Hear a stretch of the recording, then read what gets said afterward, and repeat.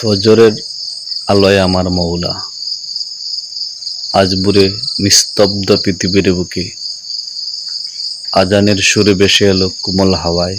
ঘুম ভাঙল আর হৃদয়ে বলল, উঠে পড়ো, তোর রব ডাকছে তোর নাম ধরে। আমি উঠলাম, অজু করলাম ঠান্ডা জলে, মনটা কেঁপে উঠল, বুকটা হালকা হয়ে গেল।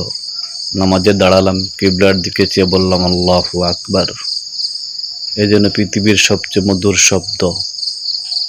সেই মুহূর্তে মনে হলো আমি একা নয়, আমার মৌলা আমার সামনে।